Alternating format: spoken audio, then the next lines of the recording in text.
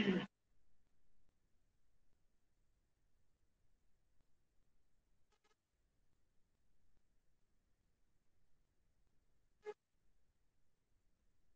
चलिए, हम लोग जो है लाइव आ चुके हैं।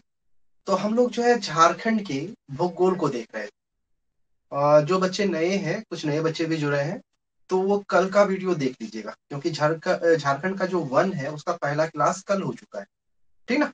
उसमें वन से रिलेटेड जो वन रिपोर्ट 2021 है उसे मैंने बताया था। उसी क्लास को कंटिन्यू रखते हैं। अब जो है, जो भारत सरकार का कृषि मंत्रालय, उसके द्वारा जो है एक रिपोर्ट जारी किया गया था 2017-18, और अभी तक उसे अपडेट नहीं किया गया है। वही रिपोर्ट हर एक साल, हर एक बार जो है वन रिपोर्ट में दिया जाता है, चाहे वो 2019 का वन रिपोर्ट हो, चाहे वो 2021 का वन रिपोर्ट हो। अब देखते हैं 2023 में क्या होता है। और ये जो वन रिपोर्ट है ना, बहुत ही इंपॉर्टेंट हो जाता है, क्योंकि इससे प्रश्न सीधा सीधी उठाकर लाइन, एकदम सीधा लाइन उठाकर दे दिया जाता है। ठीक ना। तो इसीलिए आप लोगों के जेपीएससी एग्जाम के लिए बहुत ही इंपॉर्टेंट हो जाता है। उसे देख लेते हैं। तो हम लोग देख रहे हैं भारत सरकार का जो कृषि मंत्रालय है उसके द्वारा 2017-18 में जो रिपोर्ट जारी किया गया उसे देख रहे हैं। ठीक है। नोट्स तो मैं आप लोगों को देख ही दिया हूं, बस समझना है कि उसमें क्या क्या दिया हो। ठीक ना। तो इस रिपोर्ट में दिया गया है कि झारखंड की जो भूमि है, वह उसका पैटर्न क्या है, उसका प्रकार क्या है, किस किस तरह से उसे यूज में लाया जा रहा है, प्रयोग में लाया जा रहा है। तो यहाँ पे यह चीज डाउट मत कीजिएगा कि जो झारखंड का कुल भौगोलिक क्षेत्र है उसमें अंतर आ जाता है। क्यों? क्योंकि वह ये जो रिपोर्ट है 2017-18 का है, और हम लोग क्या पढ़ते हैं, 2021 का वन रिपोर्ट पढ़ते हैं, उसमें लेटेस्ट डाटा होगा। इसीलिए जो झारखंड वन रिपोर्ट 2021 है उसमें डाटा कितना दिया हुआ है, झारखंड का जो टोटल एरिया है, कुल जो क्षेत्रफल है वह कितना है, 79,716 वर्ग किलोमीटर। ठीक है, इतना दिया हुआ है, लेकिन वास्तविकता में कितना है, तो 79,714 वर्ग किलोमीटर। ठीक ना। और यहाँ पर हेक्टेयर में हम लोग देखते। तो चलिए देखते हैं 2017-18 के इस रिपोर्ट के अनुसार झारखंड का कुल जो भौगोलिक क्षेत्रफल है वह कितना है, तो वह है 79 लाख 79,72,000 हेक्टेयर। यहाँ पे कंफ्यूज नहीं कीजिएगा, बार बार मैं बोल रहा हूँ, यह कब का डाटा है, सभी को गणित में, यह कब का डाटा है, तो कृषि मंत्रालय द्वारा जो 2017-18 में दिया गया था वो डाटा, अभी का लेटेस्ट डाटा नहीं। प्रश्न इसी से आएगा, लेटेस्ट डाटा से नहीं आएगा, जो भारत सरकार अवेलेबल करा रहा है उसी से आएगा ना, इसीलिए उसी को पढ़ रहे हैं। तो इस डाटा के अनुसार झारखंड का जो कुल भौगोलिक क्षेत्र है वह कितना है, 79,72,000 हेक्टेयर। ठीक ना, वर्ग किलोमीटर नहीं, हेक्टेयर। इसके अलावा उस डाटा में दिया गया है झारखंड का जो उपयोग लायक भूमि, टोटल तो इतना जमीन हो गया, अब कितना का यूटिलाइज किया जा रहा है, कितना का उपयोग किया जा रहा है। तो इतने भूमि में जो है 79 लाख, इतने भूमि में कितने भूमि का, तो 79,70,000 हेक्टेयर भूमि का यूज हो रहा है। इतने भूमि का यूज हो रहा है, यानी कि लगभग लगभग कितना हो गया, 100% हो गया, मात्र 2,000 ही ना अलग हो रहा है। तो लगभग जो है झारखंड का जो कुल भौगोलिक क्षेत्र है उसका यूटिलाइज हो जा रहा है, उपयोग हो जा रहा है। ठीक है। इसके अलावा कितने हेक्टेयर में जो है जंगल का विस्तार है, जंगल फैला हुआ है, तो 22,39,000 हेक्टेयर, 22,39,000 हेक्टेयर। अब इस पे सवाल कैसे पूछेगा पता है, पूछेगा कि एक, ये जो सर्वे था ना, ये जो रिपोर्ट था, उस रिपोर्ट का नाम था लैंड यूज स्टेटिस्टिक्स, यानी कि भूमि उपयोग सांख्यिकी, कृषि मंत्रालय द्वारा जारी 2017-18 के रिपोर्ट के अनुसार झारखंड के कुल कितने हेक्टेयर में वन क्षेत्र का विस्तार। तो आपका क्या जवाब होगा? 22,39,000 हेक्टेयर में विस्तार। मगर ये क्वेश्चन नहीं पूछेगा, पूछेगा कितने परसेंट में, झारखंड के कुल भूभाग के कितने परसेंट में वन का विस्तार था। तो इसका जवाब होगा 28.09, 28.09%। है ना? आप लोगों को दिख रहा है ना? एक सेकंड। इतने प्रतिशत भूमि में जो है वन का विस्तार था, जंगल का विस्तार, कुल क्षेत्रफल का, पूरे जंगल का नहीं मैं बोल रहा हूं, जो झारखंड का कुल भूभाग था ना, कुल क्षेत्रफल था 2017-18 में, उसके 28.09% पर क्या था? जंगल का विस्तार था। ये भी क्लियर। फिर आगे चौथे नंबर पे है वैसी भूमि जो खेती के लिए उपलब्ध नहीं है। जंगल हो गया कुछ भाग, और कुछ जो है क्या होगा, कुछ ऐसा जमीन होगा जहां पे दूसरा काम हो रहा होगा, कहीं पे भवन बन गया, कहीं पे उद्योग लग गया, कहीं पे दूसरा कुछ कंस्ट्रक्शन का काम चल रहा है। ठीक है, तो वैसी भूमि जो खेती के लिए उपलब्ध नहीं है, वह कितना है? तो वह है 12,81,000 हेक्टेयर। 12,81,000 हेक्टेयर। ये प्रश्न नहीं पूछेगा, पूछेगा क्या, कितने परसेंट में, या झारखंड का कितना प्रतिशत भूमि वैसा भूमि है जो खेती के लिए उपलब्ध नहीं है। किसके अनुसार? तो कृषि मंत्रालय के रिपोर्ट 2017-18 के अनुसार। तो आपका जवाब होगा 16.07%। 16.07%। क्लियर हो रहा है ना? सभी का पढ़ने से इसे क्लियर नहीं होगा, नोट्स पढ़िएगा उतना समझ में नहीं आएगा, लेकिन ये सारा क्लियर अभी हो रहा है ना कि कितना प्रतिशत है, तो प्रतिशत में क्वेश्चन पूछता है। ठीक है, उसके बाद 5th नंबर पे है कि अस्थाई चारागाह और अन्य चारागाह भूमि। किस रिपोर्ट के अनुसार? तो 2017-18 का जो रिपोर्ट है उसके अनुसार झारखंड में कितने हेक्टेयर में अस्थाई चारागाह और अन्य चारागाह भूमि जो है उपलब्ध है। तो वह कितना है? 1,27,000 हेक्टेयर। 1,27,000 हेक्टेयर। इससे प्रश्न नहीं पूछेगा, मगर फिर भी याद रखना है। प्रश्न पूछेगा कितना प्रतिशत झारखंड का, या कृषि मंत्रालय के 2017-18 के रिपोर्ट के अनुसार झारखंड के कितने प्रतिशत भूभाग पर, या भूभाग जो है अस्थाई चारागाह और अन्य चारागाह भूमि के लिए उपलब्ध है। तो आपका जवाब होगा 1.59%। कितना भूमि? तो 1.59% भूमि अस्थाई चारागाह और अन्य चारागाह के लिए उपलब्ध। ठीक है, फिर उसके बाद था 6 नंबर पे विशिष्ट प्रकार के पेड़। अब देखिए यहां पे क्या होगा, जमीन जो है ना किस तरह काउंट होगा, जैसे ये सब एक साथ काउंट हो जा रहा है, लेकिन ये जो छठे नंबर पे है कि विशिष्ट प्रकार के पेड़। अब ये जो विशिष्ट प्रकार का पेड़ है, एक ही साथ तो सभी जगह नहीं लगा होगा, कहीं कहीं, जैसे रांची में 100 मीटर में यह लगा हुआ है, या नहीं तो 10 मीटर में लगा हुआ है वैसा पेड़। फिर हजारीबाग में 50 मीटर में लगा हुआ है, फिर दूसरे जिले में कुछ मीटर में लगा होगा, है ना, यानी उतना क्षेत्र में फैला होगा। जैसे कि रांची, जो बच्चे रांची के होंगे वो जानते हो, अगर नहीं जानते हैं तो आज जान लीजिए और जाके देख लीजिएगा। जब रांची आइएगा, या रांची के जो है डोरंडा, डोरंडा एक जगह है, वहां पे जाइएगा, डोरंडा कॉलेज मिलेगा। तो डोरंडा कॉलेज के जस्ट बगल में 3 पेड़ आपको दिखेगा।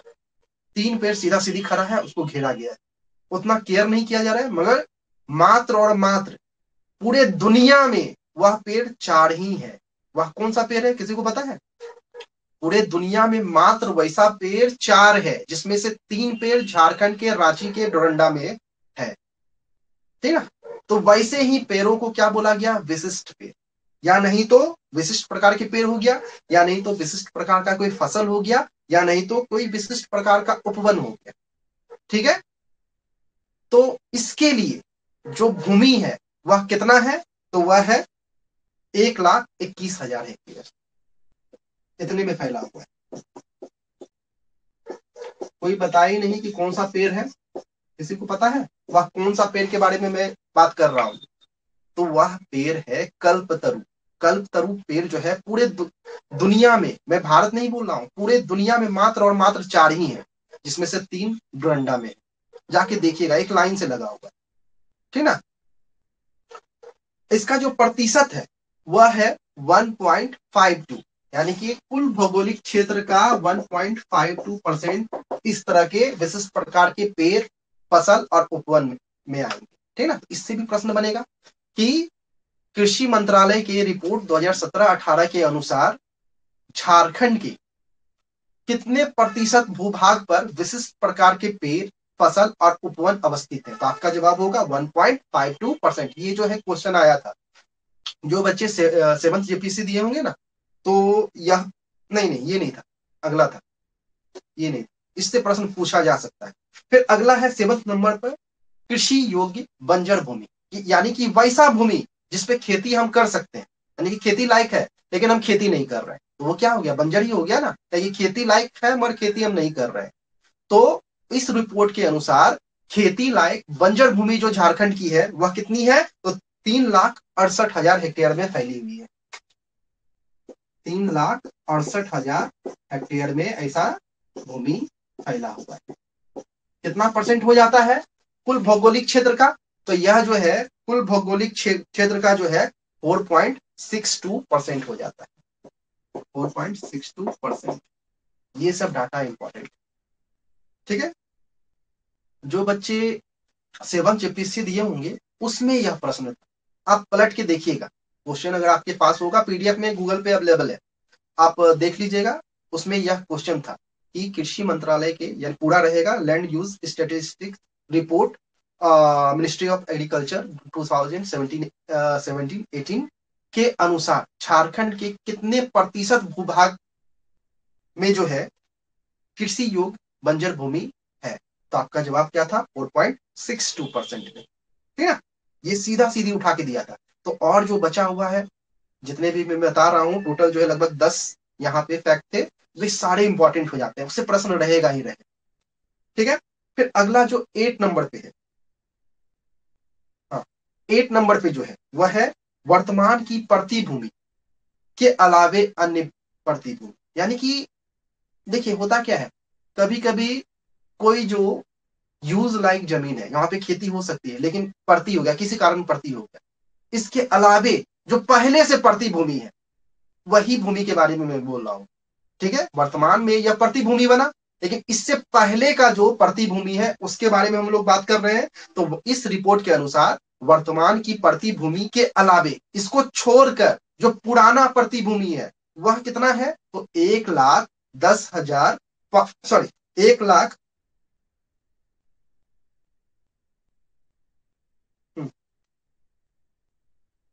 11,05,000, ठीक ना।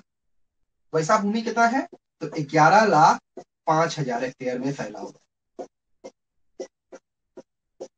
वैसा भूमि कितने हेक्टेयर में फैला हुआ है, तो 11,05,000 हेक्टेयर में फैला हुआ है, जो कि झारखंड इस रिपोर्ट के समय का जो झारखंड का टोटल क्षेत्रफल था उसका कितना प्रतिशत हो जाता है, तो 13.86% हो जाता है। ये सभी को समझने वाला चीज है, याद तो कीजिएगा ही मगर समझ में आएगा तभी तो याद कीजिएगा। तो ये सभी चीजों को आप समझिए, क्योंकि नोट्स पढ़ के भी ये समझ में नहीं आएगा, ये सब जो डाटा है इसको समझिएगा अच्छी तरह से। एक बार में नहीं समझ में आएगा फिर मैं समझाऊंगा, उसके बाद बार बार इस वीडियो को देखिए, पूरी तरह समझ में आ जाएगा, ठीक ना। अब मैंने अभी क्या बताया, वर्तमान की प्रतिभूमि के अलावे, ठीक है, अन्य जो प्रतिभूमि थी, जो पुरानी प्रतिभूमि थी उसका उल्लेख हम लोगों ने कर लिया। अब वर्तमान का जो प्रतिभूमि है वह कितना है इस रिपोर्ट के अनुसार, तो वह है 12,85,000, ठीक है। अच्छा अभी तक समझने में किसी को कोई डाउट रहा है, कमेंट कर दीजिए, मुझे सेटिस्फेक्शन मिल जाएगा कि हाँ सभी को समझ में आ गया, क्योंकि यहाँ जगह नहीं बच रहा है, फिर मैं लिखूंगा इरेज करके। तो यहाँ तक किसी को समझने में थोड़ा सा भी डाउट हो तो फिर से मैं समझाऊंगा। किसी को डाउट है, अगर डाउट है तो फिर से पूछिए या आगे बढ़े। हल्का भी समझने में जिसको भी डाउट हो पूछ सकते हैं, क्योंकि क्लास का यही मतलब होता है, लाइव क्लास एकदम रटा आ जाए दिमाग में पूरी तरह आ जाए। चलिए ठीक है, समझ में आ गया, तो आगे बढ़े। अब वर्तमान का जो प्रतिभूमि है वह कितना है, किस रिपोर्ट के अनुसार? 2017-18 का, मैं बार बार बोल रहा हूं, 2017-18 वर्तमान मतलब कि 2017-18, अभी का नहीं, क्योंकि अभी का कोई रिपोर्ट ही नहीं आया है, ठीक ना। 2023 वाला में देखते हैं क्या आता है, यही आता है या क्या आता है, ठीक है। तो वर्तमान की जो पड़ती भूमि है, दो रिपोर्ट 2017-18 के अनुसार, वह है 12,85,000, 12,85,000 हेक्टेयर। ये नहीं पूछेगा कितना है भूमि, कितना हेक्टेयर, पूछेगा परसेंटेज कितना है, कुल भौगोलिक क्षेत्र का कितना प्रतिशत है। तो कुल भौगोलिक क्षेत्र का वर्तमान प्रति भूमि जो है वह 16.13%, 16.13%, ठीक है। अब अगला जो है शुद्ध बोया भूमि, यानी कि नेट एरिया सोन। हमारे पास 10 एकड़ जमीन, ठीक ना। हमारे पास कितना जमीन है, हम अपना एग्जांपल दे रहे हैं, 10 एकड़ भूमि है, लेकिन ये 10 एकड़ पर जो है हम खेती नहीं किए, हम खेती कितना पे किए, 5 एकड़ पर, 5 एकड़ पर हम खेती किए, ठीक ना, बचा रह गया 5 एकड़। तो हम जो यूज किए जमीन का वह कितना किए, 5 एकड़ किए, यानी कि मेरा जो शुद्ध बोया गया क्षेत्र है वह कितना हो गया, 5 एकड़ हो गया, क्योंकि 5 एकड़ तो ऐसे रह गया प्रति, है ना। तो इसी को शुद्ध बोया जमीन या क्षेत्र कहते हैं, यानी कि नेट सोन एरिया बोलते हैं।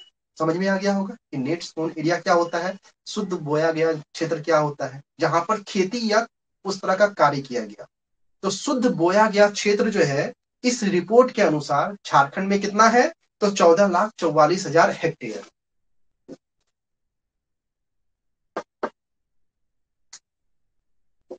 14,44,000 हेक्टेयर। ये क्वेश्चन नहीं पूछेगा, पूछेगा कितना प्रतिशत। कृषि मंत्रालय की रिपोर्ट 2017-18 के अनुसार झारखंड में शुद्ध बोया गया क्षेत्र कितना प्रतिशत, तो आपका जवाब होगा 18.12%, 18.12%, ठीक है। और एक चीज, मैं नोट्स तो आप लोगों को दे ही दे रहा हूं, और इस ऐप में भी देखिएगा ऊपर में लाइव क्लास के बगल में ऑप्शन है, उस पर क्लिक करके आप वो नोट्स देख सकते हैं। आप लोग जो है ना उस नोट्स को देख के नोट डाउन करने का कोशिश कीजिए, लगेगा 1 घंटा लगेगा, ज्यादा टाइम नहीं लगेगा। उससे क्या होगा, याद हो जाएगा। प्रिंट आउट मत कराइएगा आप लोग, जिस जब भी मैं नोट्स देता हूँ, ऐप में देता हूँ, वही उसी से नोट कर लीजिए आप, उसको खोलिए आराम से, उसको नोट डाउन कर लीजिए, याद भी हो जाएगा, फिर क्लास में अच्छी तरह से समझ में भी आएगा। तो हम लोग जो है इस रिपोर्ट को पूरी तरह देखें, ठीक है। और हर एक दिन पढ़ना है, एक दिन भी नहीं छोड़ना है, ठीक ना। जैसे सैटरडे संडे क्लास नहीं होगा तो उस दिन अपने से आपको सारा रिकॉल करना है पूरे 5 दिन का, ठीक ना।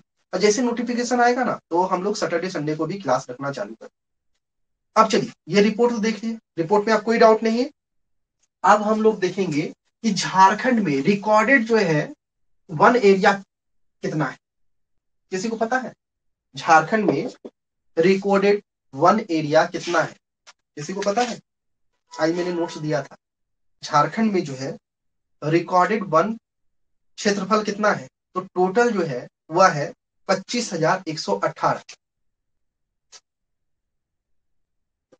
25,118 वर्ग किलोमीटर।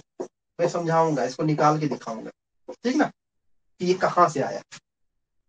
झारखंड में कुल रिकॉर्डेड वन क्षेत्रफल कितना है, जो रिकॉर्ड में है वह कितना है, तो 25,118 वर्ग किलोमीटर है, ठीक है।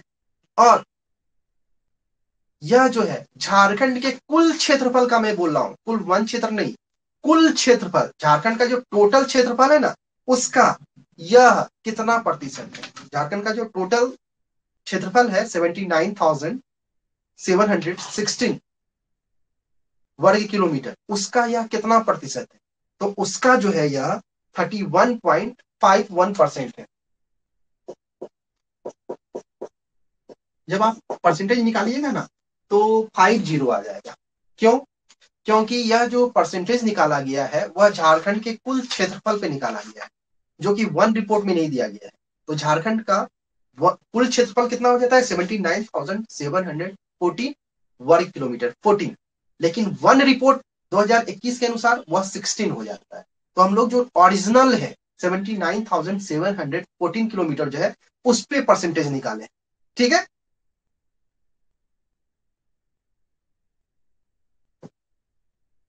हाँ, ये जो अब हम लोग देख रहे हैं यह, ये देखिए, ये अलग चीज हो गया। 2021 का जो वन रिपोर्ट था वो अलग चीज था, कल मैंने बताया। अब हम लोग क्या देख रहे हैं, रिकॉर्डेड झारखंड का रिकॉर्डेड जो वन क्षेत्रफल है वह कितना है, तो वह ये, ठीक ना। प्रश्न सीधा एक लाइन में आएगा, वन रिपोर्ट वाला नहीं, वन रिपोर्ट में दूसरा आ जाएगा।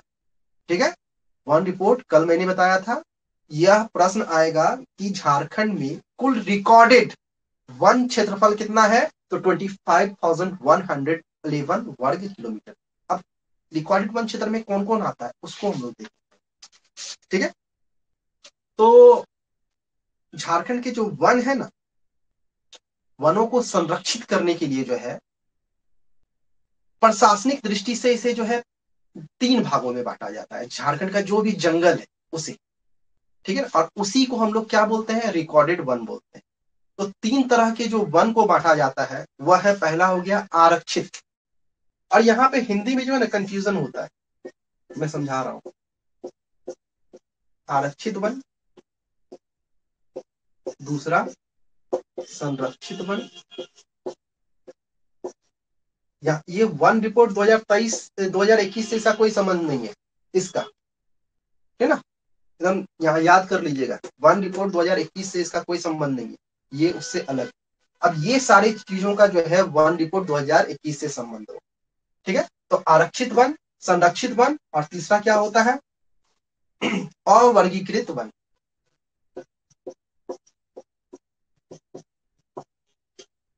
कभी कभी जब क्वेश्चन आपके हाथ में आएगा ना, तो इसमें आप कंफ्यूज कर जाइएगा कि आरक्षित वन, संरक्षित वन और अवर्गीकृत वन, नाम चेंज कर देता है। तो इसीलिए इंग्लिश में आप लोगों को याद रखना है। आरक्षित वन को क्या बोलते हैं, ट्रेन का आरक्षण कराते हैं ना आप लोग, सीट का आरक्षण कराते हैं ना, यानी कि क्या करा रहे हैं, रिजर्वेशन करा रहे हैं। तो आरक्षित वन क्या हो गया, रिजर्व, है ना, यानी कि आपके लिए हो गया, उस पर दूसरा कोई नहीं बैठ सकता है ना। आरक्षित वन क्या हो गया, यानी कि आरक्षण क्या हो गया, जो सिर्फ और सिर्फ आपके लिए है। रिजर्वेशन करा लिए ट्रेन में, वो सीट आपका, आपका मन है तो बैठने दीजिएगा, नहीं तो आप ऐसे गवर्नमेंट की ओर से वह सीट आपके लिए हो गया जहां तक के लिए आप बुक किए। तो आरक्षित वन को क्या बोलते हैं हम लोग, रिजर्व फॉरेस्ट, इंग्लिश में देखिएगा क्वेश्चन। फिर संरक्षित वन क्या होता है, प्रोटेक्टेड, यानी कि उसको सरकार द्वारा प्रोटेक्शन दिया जा रहा है। प्रोटेक्टेड प्रोटेक्टेड फॉरेस्ट क्या हो गया, संरक्षित वन हो गया।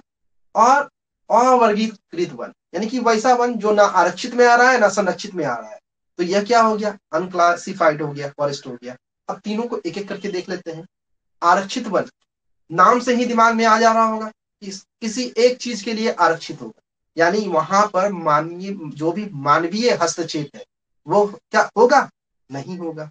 तो ऐसे तरह के जो भी जंगल है उनमें जो है मानवीय क्रियाकलापों को प्रतिबंधित किया गया, ना तो वहां पर जाकर हम खेती कर सकते हैं, ना तो अपने पशुओं को चरा सकते हैं, ना ही वहां पर शिकार कर सकते हैं, वैसा क्षेत्र, है ना। यहाँ पे कोई भी मानवीय हस्तक्षेप नहीं, यानी कि यह वन कैसा हो गया, सबसे ज्यादा प्रतिबंधित वन हो झारखंड, यानी कि वैसा वन जो सबसे ज्यादा क्या हो, प्रतिबंधित। और ऐसा वन जो है जलवायु की दृष्टि से सबसे जो है महत्वपूर्ण होता है, क्यों, क्योंकि किसी का हस्तक्षेप नहीं हो रहा है। तो यहाँ का जो पर्यावरण होगा, यहाँ का जो जीव जंतु होगा, ठीक है, वो प्राकृतिक रूप से विकसित होंगे, किसी का हस्तक्षेप नहीं हो रहा है। शेर दूसरे जानवर को खा रहा है, फिर दूसरा जानवर किसी और जानवर को खा रहा है, यानी कि सभी जो है वहां पे मानव का कुछ हस्तक्षेप ही नहीं हो रहा है। जैसे वो जंगल में रहते थे उसी तरह वहां पे वो निवास करेंगे। ठीक है, अब ऐसा क्यों किया जाता है, ऐसा इसलिए किया जाता है ताकि वहां के जो भी पेड़ पौधे होंगे, जो भी जीव जंतु होंगे, उसे कोई भी हानि ना पहुंचे, इसीलिए सारी चीजों को प्रतिबंधित कर दिया है। ठीक है, और इस तरह के जो भी जंगल होंगे ना, वह उसे जो है सरकार जो है पूर्णतः सरकारी संपत्ति मान, उस पर किसी का जो है अधिकार नहीं होगा। उस पर अधिकार किसका होगा, तो सरकार और सिर्फ सरकार का ही अधिकार। और इसी के अंतर्गत झारखंड के बहुत सारे राष्ट्रीय उद्यान या राष्ट्रीय, हाँ, उद्यान है जिसे विकसित किया गया है। कौन कौन सा है तो नोट्स में आपका दिया हुआ है, फिर भी देख लेते हैं। सबसे बड़ा जो क्षेत्र है वह पोराहट का है, ठीक है। सबसे बड़ा जो आरक्षित वन के अंतर्गत आ रहा है वो कहाँ का है, पोराहट का हो गया। और कोलाहन आरक्षित वन क्षेत्र का भी हो गया इसके अंदर, ठीक है। इसके अलावा कुछ और भी वन क्षेत्र है जो आरक्षित वन क्षेत्र के अंतर्गत आते हैं। कौन कौन सा है तो जैसे कि राजमहल का आरक्षित वन क्षेत्र हो गया, पलामू का आरक्षित वन क्षेत्र हो गया, ये सभी जो है आरक्षित वन क्षेत्र के अंतर्गत शामिल है। अब रिपोर्ट को देखेंगे, जो वन सर्वेक्षण रिपोर्ट 2021 आया है उसके अनुसार झारखंड में जो है कितने वर्ग किलोमीटर में जो है आरक्षित वन फैला हुआ है, तो झारखंड के 4,500 सबसे कम है ना, 4,500 वर्ग किलोमीटर में जो है आरक्षित वन का फैलाव, जो कि झारखंड के कुल वन क्षेत्र का है ना। एक सेकंड रुकिएगा। जो कि झारखंड के कुल वन क्षेत्र का कितना प्रतिशत हो जाता है, तो झारखंड के कुल वन क्षेत्र का 18.97% हो जाता है,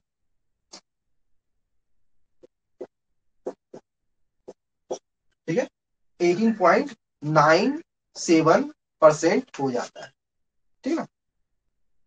एक सेकंड में निकाल लेता हूँ, मिस्टेक तो नहीं हुआ है यहाँ पे। 450,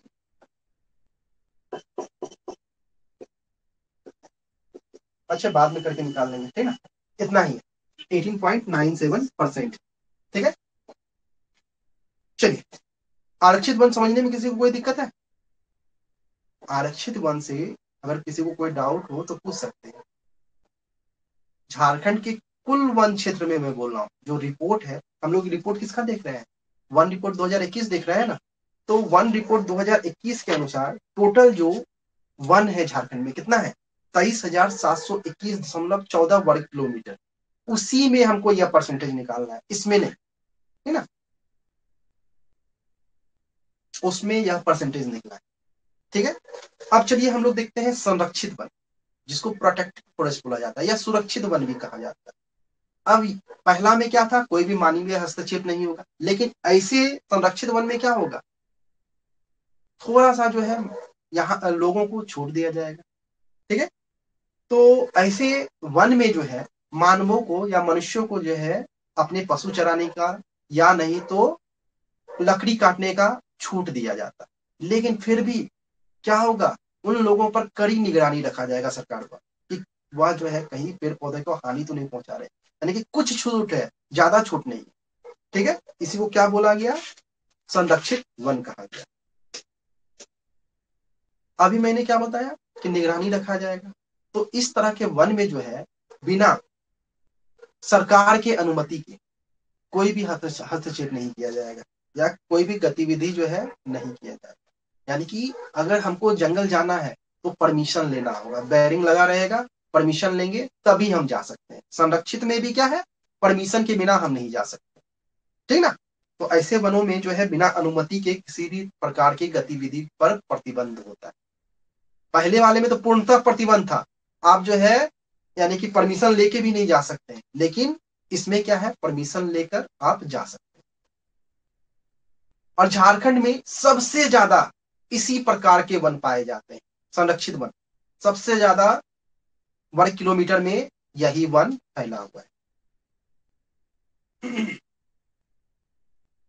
अब यह जो वन रिपोर्ट है 2021 उसके अनुसार झारखंड में जो संरक्षित वन है वह कितने वर्ग किलोमीटर में फैला हुआ है, तो 18,922 वर्ग किलोमीटर में, सबसे ज्यादा, ठीक ना। सबसे कम आरक्षित वन है, सबसे ज्यादा संरक्षित वन, ठीक है। 18,922 वर्ग किलोमीटर में यह फैला हुआ, और जो झारखंड के कुल वन क्षेत्र का कितना प्रतिशत हो जाता है, तो 79.76%। 2021 में जो वन रिपोर्ट है उसके वन रिपोर्ट के कितना प्रतिशत है यह? 79.76%। अब इसका विस्तार कहाँ है झारखंड में? तो इसका जो विस्तार है सबसे ज्यादा जो है हजारीबाग के क्षेत्र में है। उसके बाद सीरियली जो है गढ़वा का है, फिर पलामू का है और रांची का स्थान। यानी कि बोलेगा झारखंड में कि झारखंड के किस जिले में सबसे ज्यादा संरक्षित वन पाए जाते हैं, प्रोटेक्टेड फॉरेस्ट पाए जाते हैं, तो हजारीबाग। दूसरे नंबर पे कौन है? तो गढ़वा है। तीसरे नंबर पे कौन है? तो पलामू है। चौथे नंबर पे कौन है? तो रांची है। ठीक ना? इंग्लिश पे ज्यादा फोकस कीजिएगा, हिंदी में क्योंकि नाम गड़बड़ा देगा, कभी कहीं सुरक्षित वन इसको भी लिखा जाता है, ठीक ना? तो वो सब थोड़ा सा डाउट कर देगा, इसीलिए इंग्लिश को देखिएगा। पहला देखिएगा आरक्षित वन यानी कि रिजर्व फॉरेस्ट हो गया, फिर संरक्षित वन प्रोटेक्टेड फॉरेस्ट हो गया, यही दोनों कंफ्यूज करेगा और कुछ नहीं। इंग्लिश पे ज्यादा फोकस कीजिएगा। चलिए, ये भी क्लियर क्लियर हो गया। अब क्या है? अवर्गीकृत वन यानी कि अनक्लासिफाइड, यानी वैसा वन जो ना तो आरक्षित वन में आएगा ना संरक्षित वन में आएगा, वैसे वन को क्या बोलेंगे? अवर्गीकृत वन बोलेंगे। इसे जो है स्वतंत्र वन के नाम से भी जाना जाता है, ठीक है। अब इस जंगल में क्या होगा? जो अवर्गीकृत वन होगा ना, इसमें मनुष्य जो है अपने पशु को भी चरा सकते हैं, लकड़ी को भी काट सकते हैं, लेकिन यहाँ पर ये सारे कार्यों के लिए जो है ना, सरकार कुछ ना कुछ फी लेगा उससे, कुछ ना कुछ जो है शुल्क लेगा, तभी ये काम कर रहे हैं इस जंगल में, ठीक है। अब जो वन रिपोर्ट है 2021, इसके अनुसार झारखंड में जो अवर्गीकृत वन है बहुत अंतर आ गया। 2019 देखिएगा ना, उसमें 32 किलोमीटर ही मात्र था, 32 वर्ग किलोमीटर। लेकिन अभी जो 2021 का रिपोर्ट आया, उसके अनुसार वन सर्वेक्षण रिपोर्ट 2021, उसके अनुसार झारखंड में अवर्गीकृत जो वन है वह कुल 1696, 1696 वर्ग किलोमीटर में फैला हुआ है। बहुत ज्यादा बढ़ोतरी हो गया अवर्गीकृत वन का। अब यह जो है झारखंड के कुल वन क्षेत्र का कितना प्रतिशत है? तो 7.14% है, ठीक ना? परसेंट याद रखिएगा, ये सबसे प्रश्न आएगा, ठीक है, यही सबसे प्रश्न आता है। अब झारखंड का वह कौन सा जिला है जहां सबसे ज्यादा अवर्गीकृत वन पाए जाएंगे? तो वह साहेबगंज। साहेबगंज में सबसे ज्यादा अवर्गीकृत वन पाए जाएंगे। इसके बाद जो है पश्चिमी सिंहभूम का स्थान आ जाता है, फिर दुमका और उसके बाद हजारीबाग का स्थान पर, ठीक है। अब यही सबको जोड़िएगा, ये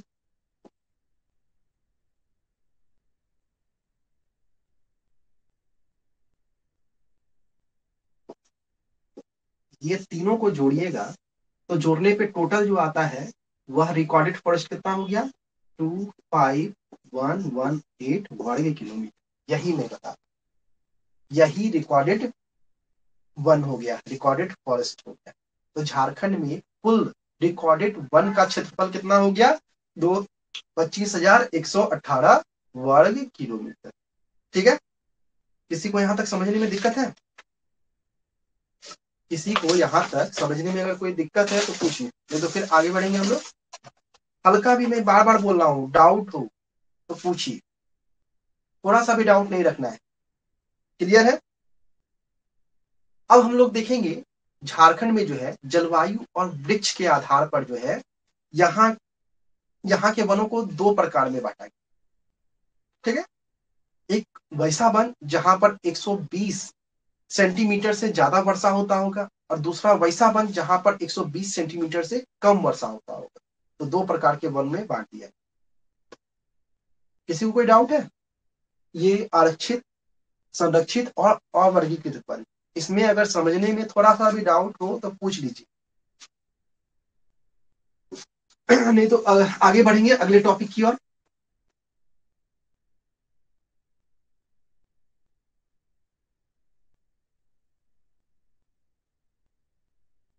चलिए, किसी का कोई डाउट नहीं है, चलिए आगे बढ़ते हैं हम लोग। तो मैंने क्या बताया? दो प्रकार के वनों में बांटा गया है, वैसा वन जहां 120 सेंटीमीटर से ज्यादा वर्षा होगा, और दूसरा वैसा क्षेत्र जहां 120 सेंटीमीटर से कम वर्षा। तो वैसा वन जहां पर 120 सेंटीमीटर से ज्यादा वर्षा, उसे क्या कहा जाता है? तो उष्ण कटिबंधीय आर्द्र पर्णपाती वन। आपके पास नोट्स है इसलिए लिखने की जरूरत तो है नहीं, है ना। तो वैसा वन जहां पर 120 सेंटीमीटर से अधिक वर्षा होगा, वैसे वन को क्या बोलेंगे हम लोग?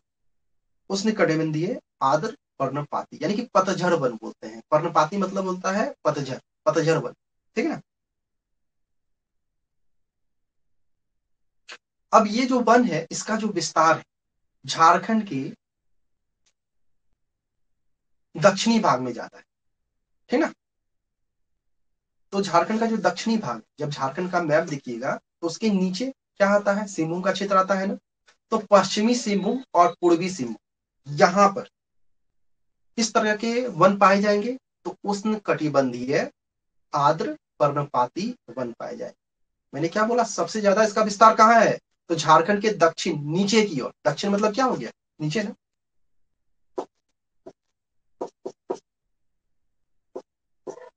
ठीक है। तो झारखंड का ये जो साउथ पोर्शन है, दक्षिणी भाग है, यहाँ पे देखिएगा तो सिंहभूम है, पश्चिमी सिंहभूम और पूर्वी सिंहभूम, ये दोनों क्षेत्र में किस प्रकार के वन पाए जाएंगे? तो उसमें कटिबंधीय आर्द्र पर्णपाती वन पाए जाएंगे। इसके अलावा इस तरह के वन का कुछ विस्तार और भी जगहों पे है। कहां पर? तो दक्षिणी रांची, इससे थोड़ा सा ऊपर जाइएगा तो दक्षिणी रांची, रांची का नीचे का पोर्शन दक्षिणी रांची हो गया। फिर दक्षिणी लातेहार भी हो गया, ठीक है। फिर पूर्वी संथाल परगना, संथाल परगना, वहां पे भी इसका विस्तार पाया। तो ये सब पूछता है कहाँ कहाँ विस्तार है, सबसे ज्यादा कहाँ विस्तार है? तो दक्षिणी भाग में। दक्षिणी भाग में कहाँ? तो पूर्वी और पश्चिमी सिंहभूम। उसके बाद ये सबको याद रखें। और इस प्रकार के जंगल में कितने सेंटीमीटर से अधिक वर्षा होगा, यह भी प्रश्न बनता है। तो 120 सेंटीमीटर से अधिक वर्षा होगा, वैसे ही जंगल को हम लोग क्या बोलेंगे? आर्द्र पतझड़ वन बोलते हैं, ठीक ना। वैसे ही जंगल को हम लोग क्या बोलते हैं? आर्द्र पतझड़ वन, या नहीं तो इसी को जो है आर्द्र पर्णपाती वन प्रदेश कहते हैं, ठीक है। और ऐसा जो क्षेत्र होगा ना, वह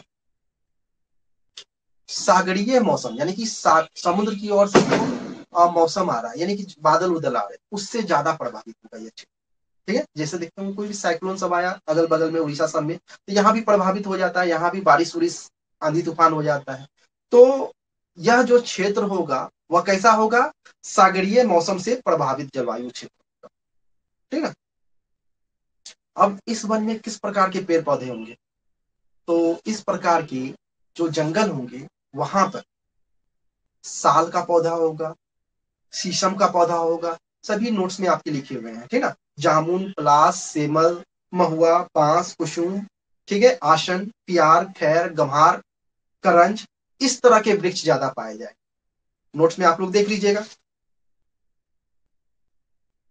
आगे हम लोग जो है ना इनके वन उपज के बारे में भी पढ़ेंगे, तो वहां भी मैं बताऊंगा साल वृक्ष के बारे में, ठीक है। तो साल वृक्ष जो है ना बहुत ही ऊंचा होता है, बहुत लंबा लंबा होता है, इसीलिए साल वृक्ष को जो है ना पर्णपाती वनों का राजा कहा जाता है, क्योंकि सबसे ऊंचा हो गया। तो इस आर्द्र पर्णपाती वन का राजा कौन होगा? साल वृक्ष। प्रश्न सीधा यहां से बनेगा कि निम्न में से किस वृक्ष को आर्द्र पर्णपाती वनों का राजा कहा जाता है? तो आपका जवाब होगा साल, ठीक ना। यह भी प्रश्न बनता है कि झारखंड की कितने प्रतिशत भूभाग पर उष्ण कटिबंधीय आर्द्र पर्णपाती वन पाए जाते हैं? 2.66% पे इस प्रकार के वन पाए जाएंगे, ठीक ना। चलिए, और यहाँ पे ज्यादा वर्षा हो रहा है तो ऑब्वियसली ये जो वन होगा कैसा होगा? बहुत ही ज्यादा घना होगा, डेंस होगा। कहीं भी ज्यादा वर्षा होगा तो देखिएगा वहां पेड़ पौधा बहुत ज्यादा हो जाता है। तो नॉर्मली कॉमन सेंस से भी हम लोग समझ सकते हैं कि ऐसे वन में जो वन होंगे वह दूसरे वनों के अपेक्षाकृत कैसे होंगे? घने होंगे, ठीक ना। और ऐसा क्यों होगा? क्योंकि यहाँ का मौसम कैसा है? आर्द्र जलवायु वाला है, ज्यादा वर्षा हो रहा है, ठीक है। तो बस इतना ही देखना था। उष्ण कटिबंधीय आर्द्र पर्णपाती वन पहला प्रकार ये हो गया। दूसरा क्या है? दूसरा है उष्ण कटिबंधीय शुष्क पर्णपाती वन, यानी कि उष्ण कटिबंधीय शुष्क पतझड़ वन। पर्णपाती मतलब पतझड़। अब अच्छा, पर्णपाती क्यों बोला जाता है, किसी को पता है? पर्णपाती क्यों बोला जाता है? क्योंकि जो पेड़ पौधे होते हैं ना, किसी खास मौसम में अपने पत्तों को क्या करेंगे? गिरा देंगे। जैसे कि उस उष्णकटिबंधीय आर्द्र पर्णपाती वन था। तो नॉर्मली गर्मी के मौसम में क्या होता है, अपने पत्तों को वो गिरा देते हैं, इसीलिए इसको पर्णपाती वन बोला जाता है। यानी कि कोई खास मौसम आएगा जिस मौसम में वे अपने सारे पत्तों को गिरा दें, इसीलिए पर्णपाती बोला। तो दूसरे नंबर पे हम लोग देख रहे हैं उष्णकटिबंधीय शुष्क पर्णपाती वन। तो यहाँ पर जो वर्षा होगा वह कितना होगा, 120 सेंटीमीटर से कम होगा, ठीक ना। वैसा वन जहां पे क्या होगा, 120 सेंटीमीटर से कम वर्षा होगा, इसीलिए इस तरह के वन को क्या बोलते हैं हम लोग, शुष्क पतझड़ वन बोलते हैं, ठीक ना, या नहीं तो शुष्क पर्णपाती वन भी कहते हैं। ठीक है, समझ में आ गया होगा क्यों बोल रहे हैं, क्योंकि 120 सेंटीमीटर से कम वर्षा हो रहा है। अब झारखंड के किन किन क्षेत्रों में इस तरह के वन पाए जाएंगे, नाम से ही पता चल रहा होगा कि इस तरह के वन में वर्षा कैसा होगा, कम होगा, अल्प होगा।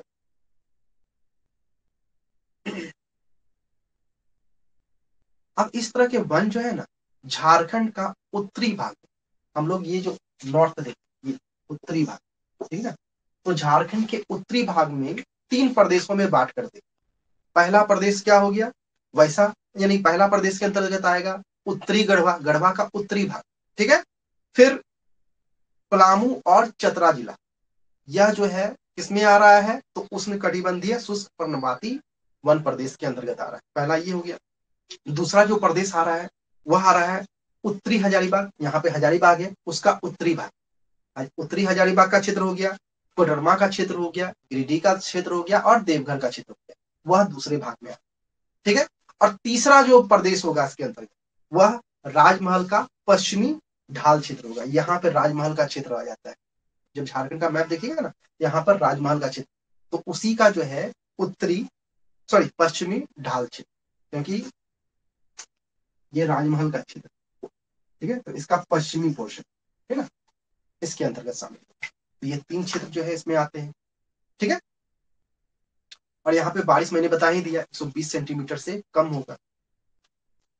अब देखिए यहाँ पर जो है ज्यादा वर्षा नहीं हो रहा है, तो यहाँ पे बड़े बड़े कोई से पेड़ नहीं होंगे, यहाँ पे किसकी प्रधानता होगी, तो इस तरह के वन में जो है घास की और झाड़ियों की प्रधानता। दोनों में याद रखिएगा, प्रश्न बनेगा जैसे कि उष्णकटिबंधीय आर्द्र पर्णपाती, मैं उष्णकटिबंधीय बोल रहा हूँ, ठीक ना, उष्णकटिबंधीय आर्द्र पर्णपाती वनों में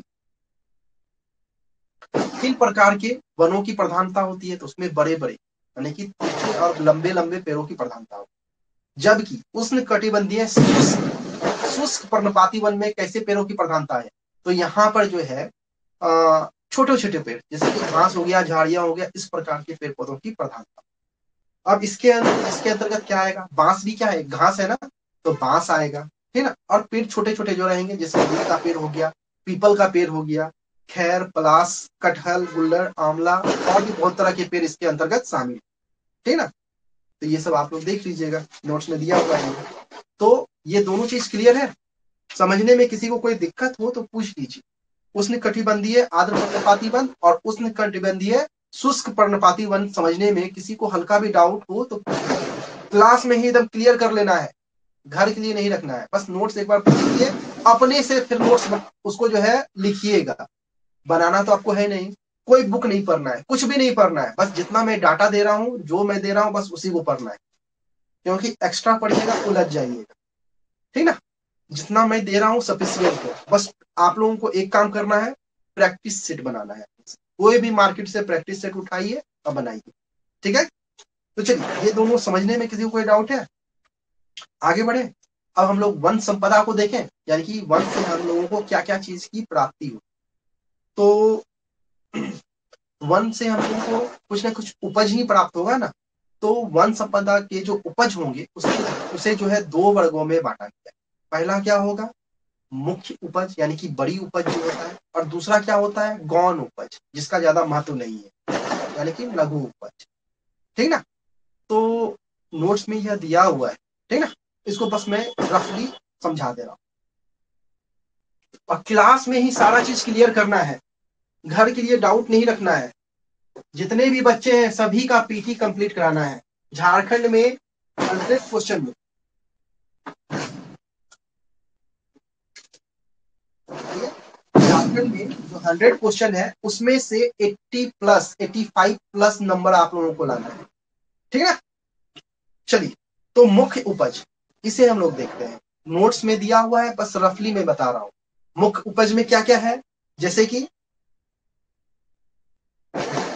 अब मुख्य उपज में किसको काउंट करेंगे, किसकी गिनती करेंगे, तो वैसा पेड़ जिससे उत्पाद के रूप में लकड़ियां प्राप्त हो, ऊट लकड़ियां प्राप्त हो, वैसे ही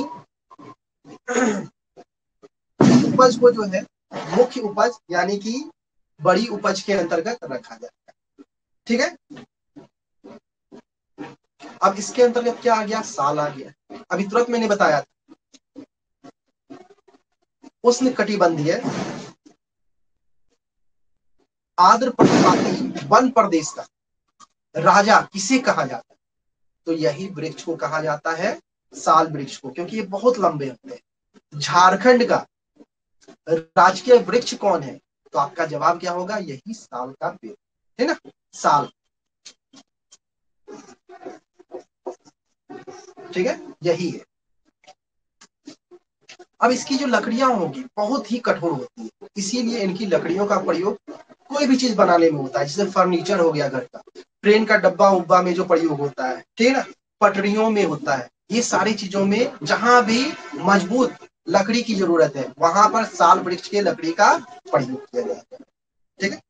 ज्यादा नहीं जानना है, बस इतना ही जानना है। फिर अगला जो है मुख्य उपज में शीशम भी आ जाता है, क्योंकि इसका भी लकड़ी क्या होता है, ठोस होता है ना, तो मजबूती के चलते इसका भी प्रयोग फर्नीचर बनाने में होगा।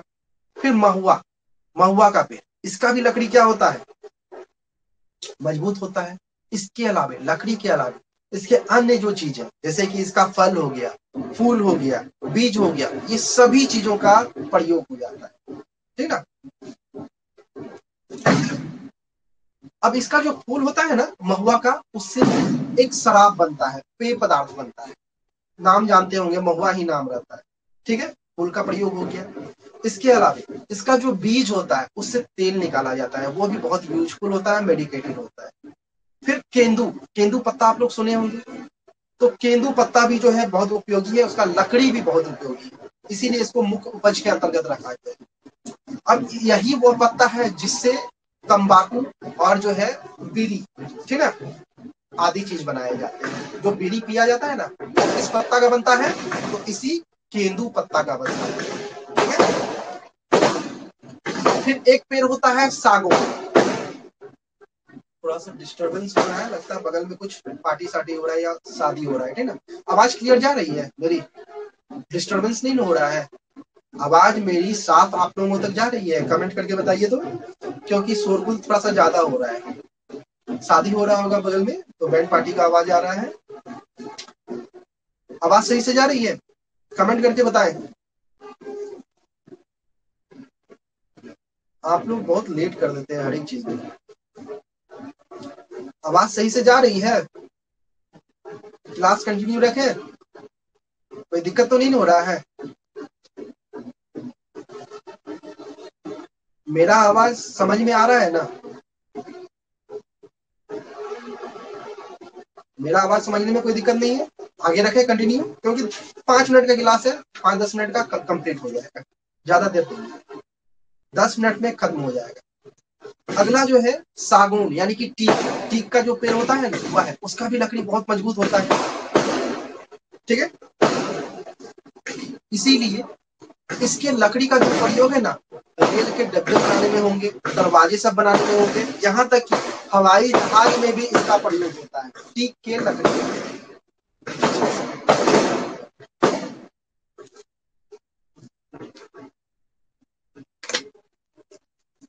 एक सेकंड रुकिएगा।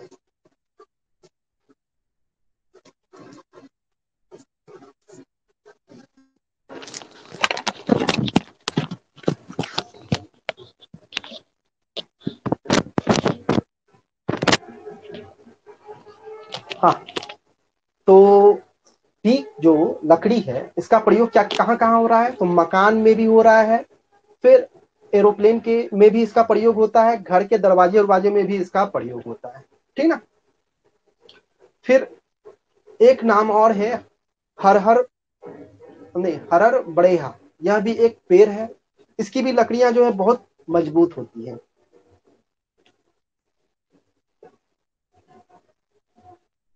और इसका जो प्रयोग है ना, दवाई में किया जाता है। दवाई उवाई बनाने में इसका प्रयोग किया जाता है। जैसे आप लोग सुने होंगे, बहुत प्रसिद्ध, हर एक घर में कॉमन है, त्रिफला चूर्ण। त्रिफला चूर्ण सभी खाते होंगे ना, तो उसमें यही हर्रे का प्रयोग होता है, ठीक ना। आंवला का होता है, हर्रे का होता है, यही हर्रा, ठीक है। फिर सेमल, यह भी मुख्य उपज के अंतर्गत आता है। इसकी जो लकड़ी होती है ना, हल्की होती है, मजबूत होती है और सफेद होती है। इसीलिए इसका प्रयोग खिलौना उलौना बनाने में होता है प्रयोग, ठीक है। फिर अगला है गम्हार। गम्हार पेड़ नाम सुने होंगे। तो घर में डेकोरेशन जो किया जाता है ना, उसी के लकड़ी का किया जाता है, क्योंकि वह मजबूत होता है, ठीक है। फिर जामुन। जामुन का फल का भी यूज किया जाता है, उसके लकड़ियों का भी यूज किया जाता है, ठीक है। पुराने जमाने में जब कुआं बनाया जाता था ना, तो कुआं का जो बेस बनाया जाता था, जो आधार बनाया जाता था, उसमें जामुन के पेड़ के लकड़ी का प्रयोग किया जाता था, ठीक है। इसके अलावा जो भी फर्नीचर बनाते हैं घर सब में, उसमें भी इसका प्रयोग किया जाता है, ठीक ना। और इसका बीज जो है, पहले तो फल तो खा लिए, फल के अलावा अंदर में जो बीज होता है, उसको भी दवा के रूप में प्रयोग किया जाता है, ठीक ना। फिर आम। आम का भी फल हम लोग खा रहे हैं, उसका लकड़ी का भी यूज होता है घर के दरवाजे वरवाजे बनाने में। ये सब मुख्य फसल, मुख्य जो है उपज के अंतर्गत है, ठीक ना, बड़ी उपज इसी को बोल रहे हैं। फिर कुसुम का हो गया। हम्म, कुसुम का लकड़ी भी बहुत मजबूत होता है। कृषि में जो लकड़ी सब का प्रयोग होता है ना, जैसे हल उल का लकड़ी सब जो प्रयोग होता है, उसमें इस पेड़ के लकड़ी का प्रयोग होता है, ठीक है। फिर करंज। करंज भी सुने होंगे, उसके बीज का भी यूज हो जा रहा है, लकड़ी का भी यूज हो जा रहा है। करंज तेल आप लोग देखे ही होंगे, यूज ही किए होंगे। फिर पैसार। पैसार भी एक पेड़ है, और इसका लकड़ी बहुत मजबूत होता है, इसीलिए घर का जो फर्नीचर है, इसके पेड़ के लकड़ियों का भी प्रयोग उसमें किया जाता है। फिर उसके अलावा और भी बहुत सारे पेड़ हैं जो मुख्य उपज के अंतर्गत आएंगे, बड़ी उपज, जैसे कि हो गया तून पेड़, करम पेड़, आसन पेड़, पांदन पेड़, ठीक ना। और भी बहुत सारे पेड़ हैं जो नोट्स में आपको मिल जाएंगे। तो ये तो मुख्य उपज हो गए। अब गौन उपज देखते हैं। गौन उपज में सबसे पहला जो है वह लाह है। स्टार मार्क करके, बहुत इंपॉर्टेंट हो जाता है लाह। क्यों? क्योंकि पूरे दुनिया में भारत ही एक ऐसा देश है जहां पर लाह का सबसे ज्यादा उत्पादन किया जाता है। अब भारत में भी झारखंड ऐसा राज्य है जहां सबसे ज्यादा जो है लाह का उत्पादन किया जाता है। कितना? तो भारत में जो लाह का उत्पादन होता है ना, उसका 56.9%। कितना? तो 56.9% लाह का उत्पादन झारखंड से ही किया जाता है। मतलब इंपॉर्टेंट, ये सब डाटा याद रखना है आपको, ठीक ना। अब ये जो लाह का उत्पादन होता है ना, उसमें लाह के कीड़े का प्रयोग किया जाता है। अब वह कीड़ा कौन है? उसका नाम है लेसिफर लक्का।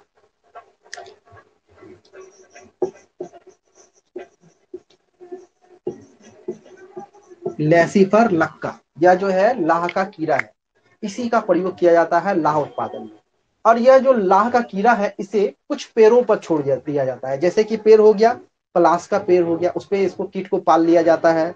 बेर का पेड़ हो गया, कुसुम का पेड़ हो गया, और भी कुछ कुछ पेड़ हैं। इसी पर इस कीटाणु यानी कि ये जो कीड़े है उसे पाला जाता है, ठीक है। अब लाह उत्पादन के लिए कैसा मौसम होना चाहिए, कैसा वातावरण होना चाहिए? तो इसके लिए जो है, जो सी लेवल है, समुद्र तल है, ठीक है, उससे 350 मीटर का ऊंचा भूभाग होना चाहिए।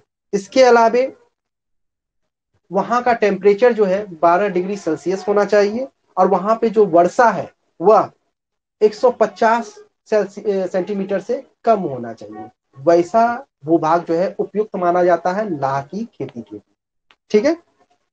अब जो लाह है ना, वह दो प्रकार का होता है। पहला क्या है? रंगीनी। लाह दो ही तरह का होता है, रंगीनी और दूसरा क्या है? कुसमी। अच्छा, एक चीज मैं पूछना चाह रहा था स्टार्टिंग में, आज थोड़ा सा मुझसे मिस्टेक हो गया, मैं माइक नहीं लगाया था। तो स्टार्टिंग से जो मैं क्लास ले रहा था, आवाज सही से जा रहा था, क्लियर आवाज जा रहा था आप लोगों के पास? यानी कि फ्रेश आवाज जा रहा था क्या? क्योंकि माइक में नहीं लगा पाया था। दोबारा ये क्लास लेने की जरूरत है या आवाज सही था? क्योंकि जस्ट अभी मुझे दिखा कि मैं माइक नहीं लगाया था। तो आवाज सही गया था शुरू स्टार्टिंग क्लास से लेकर अभी तक? चलिए, दोबारा लेने की जरूरत नहीं है। मुझे लगा कि आप लोग कमेंट भी नहीं करते, मुझे पता ही नहीं चला। जब आवाज उवाज थोड़ा सा भी प्रॉब्लम हो ना तो कमेंट कर दिया कीजिएगा। चलिए ठीक है, तो आवाज सही था। तो मुख्यतः जो लाह होता है वह कितने प्रकार के होते हैं? दो तरह के होते हैं। पहला क्या हो गया? रंगीनी, दूसरा कुसमी। यह लाह का प्रकार है, इसको उतना समझने की जरूरत नहीं है। और इसे जो यह जो रंगीनी और कुसमी है, इसे 4 उपवर्गों में बांट दिया गया है मौसम के आधार पर, है ना। झारखंड का जो मौसम है ना, उस मौसम के आधार पर इस रंगीनी और कुसमी को 4 उपवर्गों में बांटा गया है। तो मौसम के अनुसार चलेंगे। पहला क्या हो गया? वैशाखी ला। ठीक है, वैशाखी ला यानी कि वैशाख के महीने में जो ला हो उसे क्या बोला गया? वैशाखी ला बोला गया।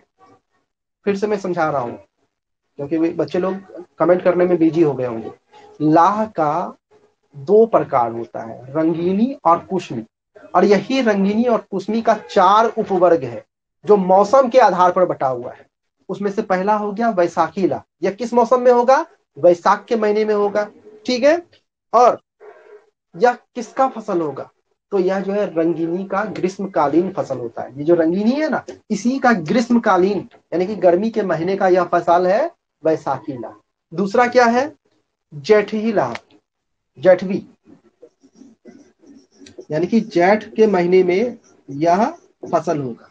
ठीक है ना। तो यह जो है कुशमी, ठीक है, कुशमी की ग्रीष्मकालीन फसल होती है। ये जो दूसरा प्रकार है ना, इसी का गर्मी का यह फसल है जिसे जेठवी लाह कहा गया। फिर तीसरा जो है वह है कतकी, कतकी लाह, यानी कि कार्तिक माह में, हिंदी में कार्तिक माह होता है ना, तो कार्तिक माह में जो लाह होगा उसे क्या बोला गया? कतकी लाह बोला गया।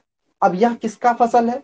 तो यह जो है रंगीनी का वर्षाकालीन फसल है। कौन? कतकीला। ये सबसे प्रश्न पूछ सकता है कि निम्न में से कौन सा लाह का फसल रंगीनी का वर्षाकालीन फसल है? तो आपका जवाब होगा कतकीला। कौन सा लाह रंगीनी लाह का ग्रीष्मकालीन फसल है? तो आपका जवाब होगा वैशाखी लाह। इस तरह के सवाल पूछेंगे, है ना। फिर अगला है अगहन माह में जो लाह होगा उसे क्या कहा गया? अगहनी लाह, अगहनी लाह। इतना डिटेल आपको बुक सब में नहीं मिलेगा, इसलिए बुक सब पे नहीं जाना है। जो मैं बता रहा हूं सभी को एकदम रट जाना है, ठीक ना। तो अगला जो उप प्रकार है वह क्या है? लाह का उप प्रकार अगहनी लाह है।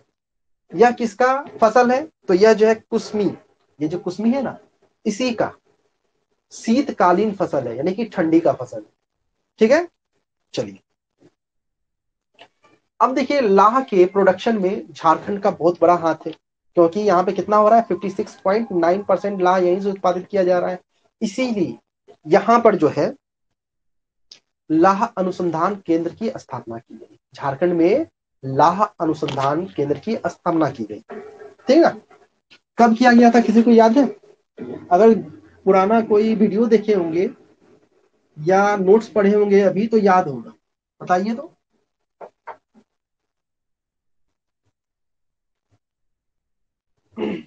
भारतीय लाह अनुसंधान केंद्र की स्थापना कब की गई और कहां की गई, किसी को पता है? तो भारतीय लाह अनुसंधान केंद्र की जो स्थापना झारखंड में की गई है, झारखंड के रांची में एक जगह है नामकुम, वहां पे की गई है। ठीक है। कब किया गया है? तो 1924 में किया गया है, ठीक ना। चलिए, अब यहाँ पर जो मैं 4 उपवर्ग बताया था, पहला क्या था? वैशाखी ला, फिर दूसरा जेठवी ला, फिर तीसरा कतकी ला और चौथा अगहनी ला। तो इसमें से सबसे ज्यादा जो लाह का उत्पादन होता है ना, वह वैशाखी लाह का होता है। देख लेते हैं कितना। तो झारखंड में जितना भी लाह का उत्पादन होता है उसमें से 82%, कितना, 82% जो है वैशाखी लाह का उत्पादन होता है, सबसे ज्यादा। ठीक है, ये मेन था, इतना समझना। अब हम लोग क्या देख रहे थे, गौन उपज देख रहे हैं ना, तो उसमें क्या आ गया, लाह आ गया। इसके अलावा एक केंदू पत्ता भी, देखिए केंदू पत्ता मुख्य उपज में भी है और गौन उपज में भी है। इसका सारा चीज तो मैंने बता ही दिया है कि इसको जो है, इसका जो उपयोग है बीड़ी का उत्पादन, तंबाकू में भी किया जाता है। फिर अगला तसर आप लोगों को समझना है। तसर क्या है, रेशम का एक प्रकार है, ठीक ना। तसर हो गया, जिसको मलबरी भी बोला जाता है, ठीक ना, रेशम। इसका उत्पादन जो है झारखंड में सबसे ज्यादा किया जाता है।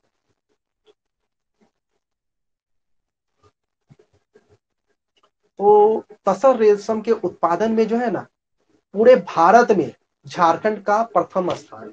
सबसे ज्यादा तसर का उत्पादन यही झारखंड से किया जाता है। कितना प्रतिशत, तो 76.48%।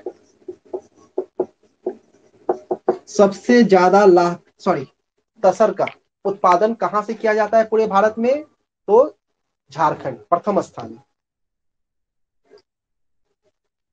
अब ये जो रेशम का कीड़ा है, ये किस किस पेड़ पर जो है पाला जाएगा, वो साल के, थोड़ा सा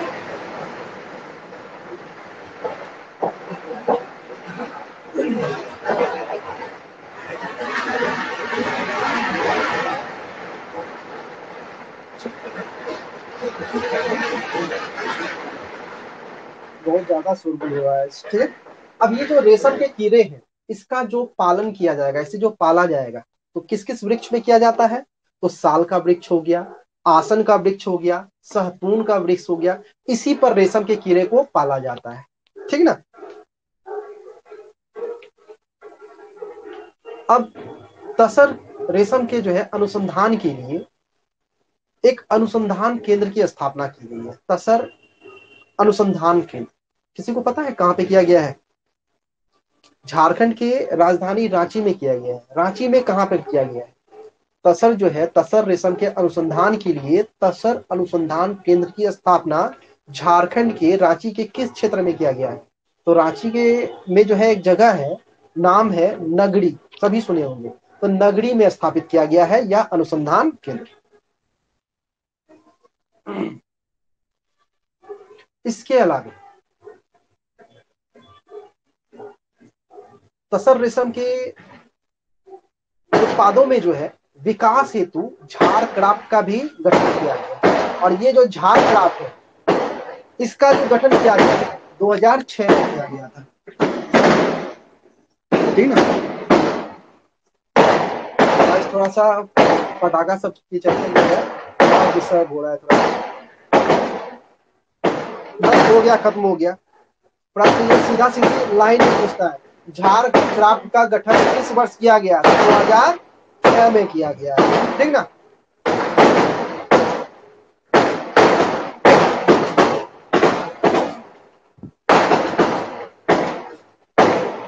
इसके अलावा गौन उपज में और भी कुछ पौधे हैं, जैसे कि चिरौंजी हो गया, कत्था हो गया। कत्था का जो है ना पेड़ होता है, ठीक ना, उसको खैर पेड़ बोलते हैं, खैर का वृक्ष।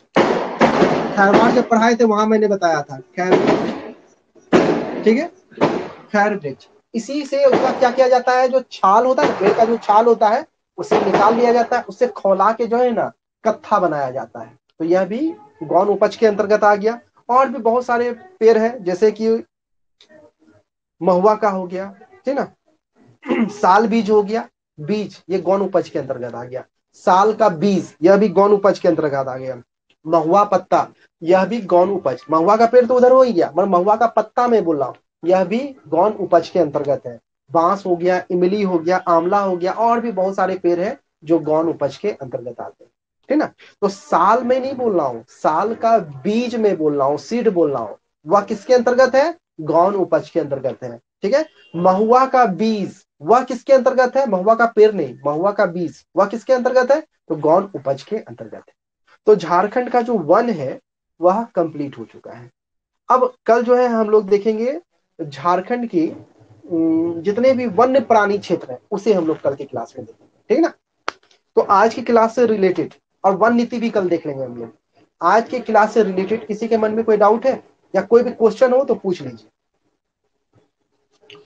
यहाँ पे एक चीज और चलिए बता ही देते हैं, जैसे अभी तसर रेशम के बारे में बताए ना, तो एक और रेशम है जिसको बोलते हैं ईरी रेशम, ठीक है। बहुत कम मात्रा में झारखंड में होता है ईरी रेशम। इससे भी प्रश्न पूछ सकता है, यह भी लघु उपज के अंतर्गत ही आएगा।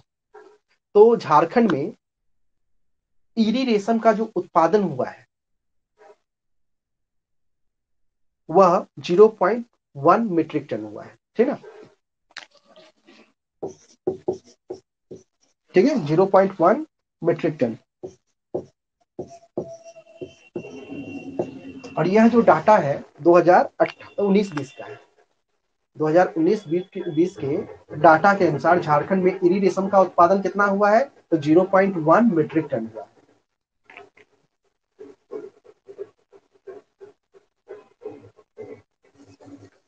रितु जी आप क्या पूछे मुझे समझ में नहीं आया, गौन उपज पूछ रहे हैं या क्या पूछ रहे हैं आप?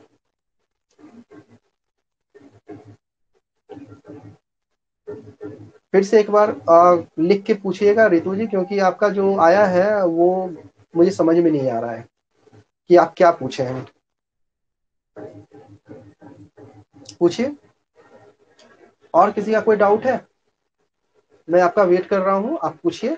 और किसी बच्चे का कोई डाउट हो तो पूछ सकते हैं, नहीं तो फिर कल की क्लास में मिलेंगे वही 8:15 में।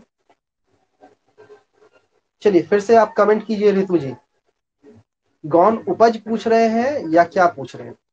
एक मुख्य उपज होता है जिसमें लकड़ी का उपयोग किया जाएगा, ठीक ना। वैसा उपज जिसमें पौधे या पेड़ के लकड़ी का प्रयोग किया जाए वह मुख्य उपज हो गया। और दूसरा गौन उपज जिसमें क्या किया जाए, उसके फल फूल और बीजों का उपयोग किया जाए, वह गौन उपज हो गया, ठीक ना। चलिए, किसी का और कोई क्वेश्चन है?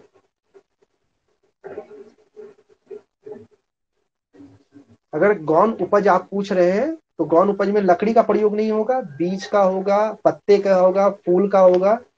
वैसे पेड़ पौधों को किसमें रखा गया है, वैसे उत्पादों को किसमें रखा गया है, गौन उपज में रखा गया है। चलिए, और किसी का कुछ प्रश्न?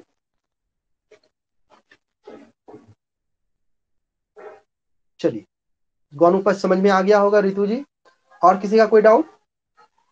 गौन उपज में लकड़ी का प्रयोग नहीं होगा, लकड़ी का जो है उपयोग नहीं होगा, उसका पेड़ का फल, पत्ता, फूल, बीज, ये सब का जो है प्रयोग किया जाएगा या उपयोग किया जाएगा, इसी को गौन उपज में रखा जाएगा, ठीक है। चलिए, और किसी का कोई डाउट नहीं है तो मिलते हैं कल के क्लास में। और जिसके मन में कोई भी डाउट अगर रह जाए तो व्हाट्सअप कर लीजिएगा, ठीक है। चलिए।